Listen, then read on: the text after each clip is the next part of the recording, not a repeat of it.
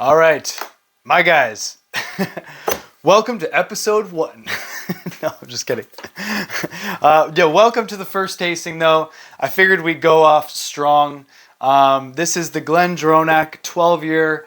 It's superb. I've had it before, but I was introduced to it from a friend, and it's not like it's a good name for sure, but it's not, it's not a Macallan or an Aberlour, like a huge name, but it's definitely really good. So like how we start, obviously what I'd like to say as well, by the end of it, I do all 4 processes by itself, with water, with ice, and then with a pairing. And I think it's a good idea for you, if you wish, to skip to the end, watch the last minute if you want, and I'll tell you what it's best with so that you don't have to pair with ice and say it sucks with ice. But like I said, it can be 3 different, completely different whiskeys. What I also want to tell you is if you are going to do a few tastings in a row, start light, okay? Start with a Speyside whiskey, which is light, non-peated. Then move your way to a Highland or blended or a few other area whiskey. And then end it off with a peated. Obviously, you want to end it off with the strongest. It's the same with wine, right? Like you're going light red to bold to medium and then bold. So you want to keep the same thing for your palate. All right, let's get into it. This is the Glendronach 12. It is an 84.16 from Whiskey Base. Anything over 80 is good. 84 is definitely really good for a very affordable dram, for sure. Now, how I like to start it, of course, go in for the sniff. Get right in there. Excuse me, got some bugs flying around. Obviously, you want to keep notice of 3 different things, right? You want to keep notice of the nose, the palate, and the finish. Okay, in this case, we have a few things, and the appearance, obviously. Deep amber, red, gold. It looks really nice. It smells really nice. Just wait till you taste it. Get a few sniffs. On the nose, it says creamy vanilla, hints of ginger, and autumn fruits. I get the autumn fruits. I don't get the ginger, but nonetheless, what do you get from it?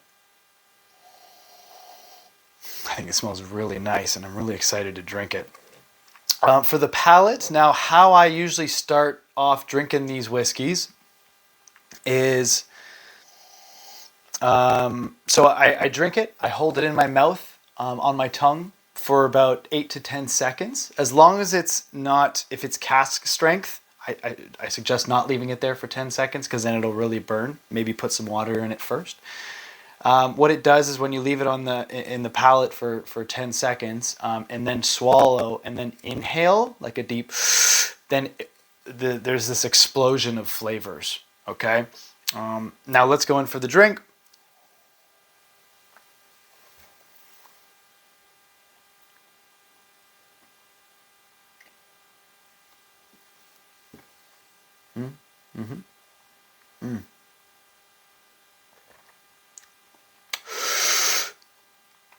Oh, that chocolate, there's an explosion of chocolate in that. Lots of chocolate. I definitely get the dried fruits as well.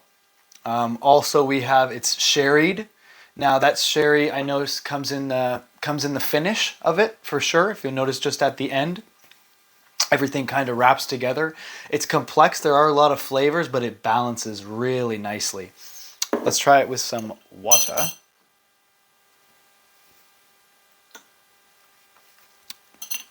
Now, I've already experienced this dram before in all 3 stages, so I know that it's actually best by itself.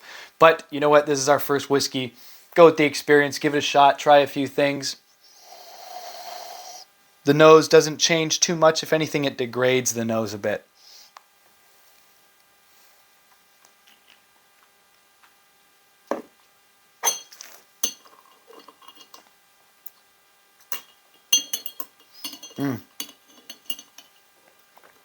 Okay. Ooh. Actually, that's nice. Once the whiskey opens, oh my God, I cannot do this right now. There we go. Once the whiskey opens, well, the water helps it do that. Of course, it's actually nice. The first time around I did it, I didn't like it. I liked it when it was by itself. Now, obviously, I dropped a piece of ice in there. Just give it a shot. Swash it around. Sometimes this actually changes the whiskey completely for the better. Not all the time. In this case, because I've already tried it, I know it doesn't. But give it a shot. The smell is obviously it's lessened.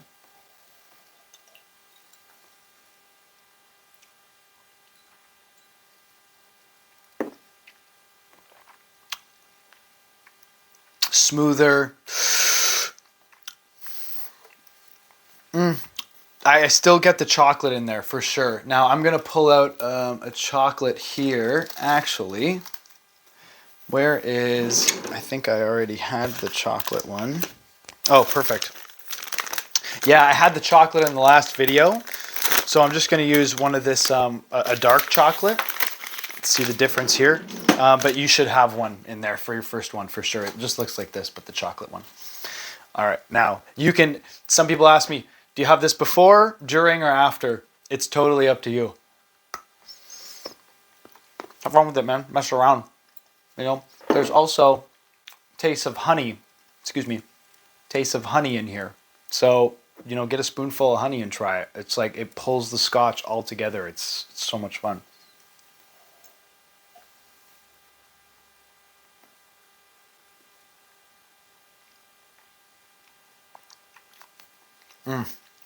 Yeah, that's really nice. That's a nice pairing, man. They go great together. It's the end of the video. My consensus is it's best by itself. You want to add a little bit of water, I mean a little bit. Go ahead, feel free.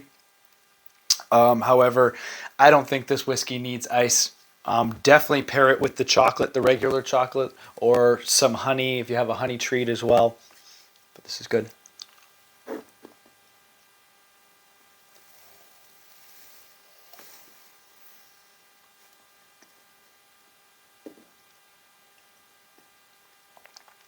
Oh, that's delicious, Tramp. All right, guys, this is your first video. Let's go into the second one.